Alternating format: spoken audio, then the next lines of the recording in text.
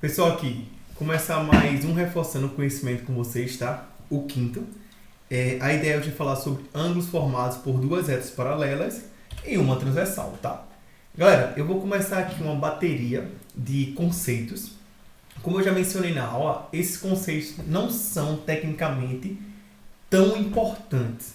Como assim, tio Pedro, não é importante e não vai cair na prova? Vai cair na prova sim, é importante, você precisa estudar para passar de ano, mas não são conceitos que vão, como posso dizer assim, ter muita serventia na vida. Em que sentido? Vocês precisam saber muito mais as propriedades desses ângulos do que em si os nomes que eu vou dar a eles, tá? Vamos lá. Primeiramente, pessoal, pensa que eu tenho aqui uma reta paralela, duas retas paralelas, perdão, e cortando elas, intersectando elas, eu tenho uma reta transversal. Perceba que eu formo aqui 8 ângulos. Ângulo A, B, C, D, E, F, G e H. Esses ângulos, eles possuem nomes, ok? E são esses nomes que eu quis dizer assim que não são tão importantes. E sim, as propriedades desses ângulos. As propriedades desses ângulos, você precisa estar com eles na veia. Não pode se dar o luxo de esquecer. Mas são simples. Mas vamos aos conceitos, tá? Primeiro, imagine essas duas retas paralelas. E aqui você pensa no seguinte. Você tem a região de dentro dessas retas paralelas e a região de fora dessas retas paralelas. Ok? Na região de dentro, os ângulos que estão dentro da região entre as retas paralelas, eu chamo de ângulos internos. Faz muito sentido, né? Do lado de fora, ângulos externos. Então, olha para esse primeiro conceito muito fácil. Os ângulos formados na região entre as retas R e S são chamados de ângulos internos. Então, ângulo C, ângulo D, ângulo F e ângulo E são ângulos internos. Tudo bem? Se eu perguntar para vocês quais são os ângulos externos, sem muita demora, ângulo B, ângulo A, ângulo H, ângulo G. Tudo bem? Um outro conceito é de ângulos colaterais. Pessoal, palavra colaterais, mesmo lado. Então, eu vou dizer que tais ângulos são colaterais se eles estão do mesmo lado da reta transversal ou do mesmo semiplano da reta transversal. Por exemplo, pego a reta transversal, ela vai ter um lado direito, um lado esquerdo. Se eu comparo ângulos do lado direito, esses ângulos são colaterais. Por exemplo, o ângulo A é colateral a D, AE e H, ou seja, está do mesmo lado que esses ângulos. Enquanto o ângulo B, colateral a C, AF e AG, são ângulos que estão do mesmo lado da reta transversal.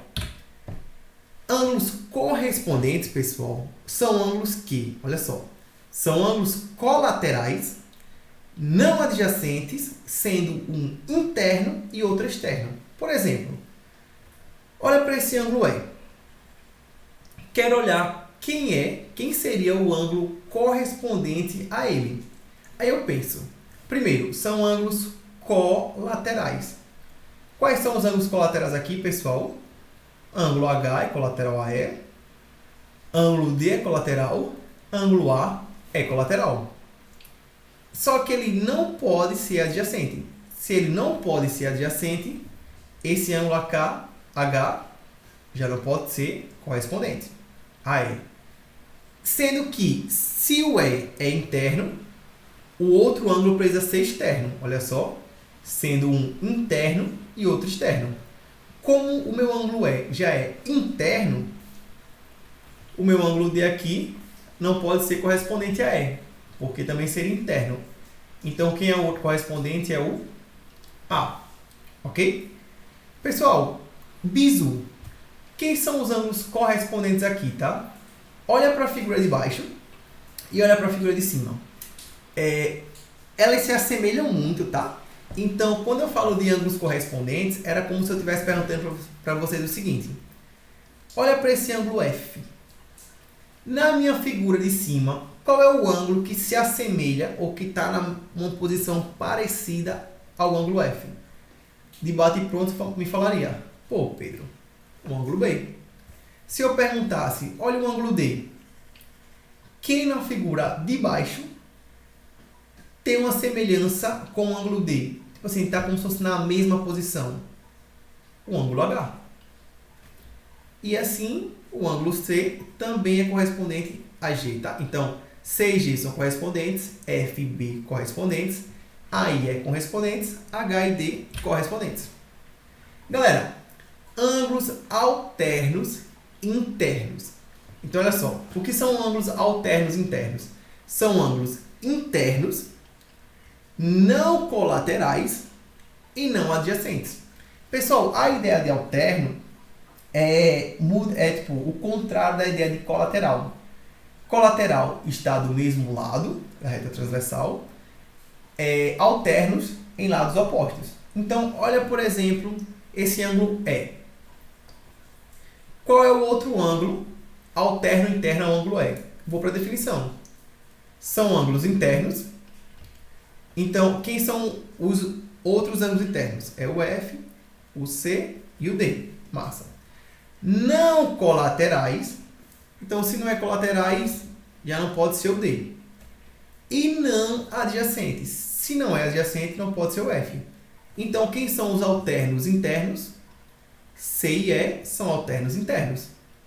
Se eu pegar o D, D e F são alternos internos.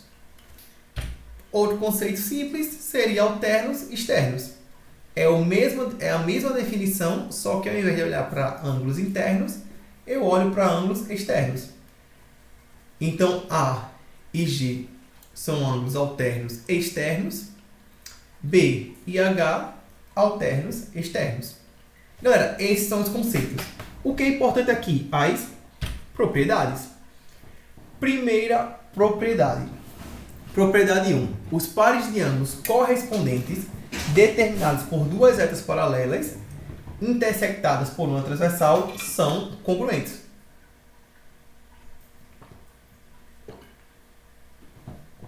Pessoal, o que é que eu estou dizendo aqui?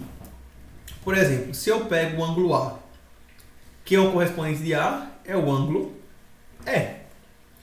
Eles são congruentes, eles têm a mesma medida, medem o mesmo tanto, ok? Galera, para quem está começando agora, decore essa propriedade. Para quem já está habituado com geometria, está estudando bem, está dominando muito bem o assunto, eu vou demonstrar para vocês como é que esses ângulos são congruentes. É simples, tá? Pensa, pessoal, que eu vou fazer o seguinte aqui, ó. Eu vou pegar aqui nesse ponto, eu vou traçar uma reta tocando, um segmento de reta, tocando a reta S e formando 90 graus, tá? Vê comigo uma coisa. Eu tenho aqui o ângulo A, ok? Eu quero saber quanto vale esse ângulozinho aqui, que é o meu ângulo E. Como é que eu posso fazer essa conta, pessoal? Vê comigo o seguinte. Se o ângulo vermelho A vale A, quanto vale esse ângulo todinho aqui? O ângulo D, que é esse ângulo todinho, vale 180 graus menos A. Por quê, pessoal? Perceba que o ângulo A e D são ângulos suplementares. Somam 180 graus. Então, se A vale A, né? Então, o D vai valer 180 graus menos A. Ok? Só que aqui, pessoal, vale 90 graus. Então, se eu quiser olhar para esse ângulozinho verde aqui, quanto vai valer esse ângulozinho verde aqui? Vai valer, olha só, o ângulo D todo é formado pelo ângulo de 90 graus, azul, e pelo ângulo verde. Eu sei que eles somam 180 menos A. Então, o verde vai valer o quê? 180 menos A, que é o todo, menos 90 graus. Ou seja, o ângulo verde vale 90 graus menos A. Show de bola? Agora, quanto é que vale o ângulo rosa? Pessoal, o ângulo rosa, que é o ângulo E, se prestarmos atenção, eu tenho que E mais 90 graus aqui, tá? Mais 90 graus menos A, que é o ângulo verde, tem que valer 180 graus. Por quê?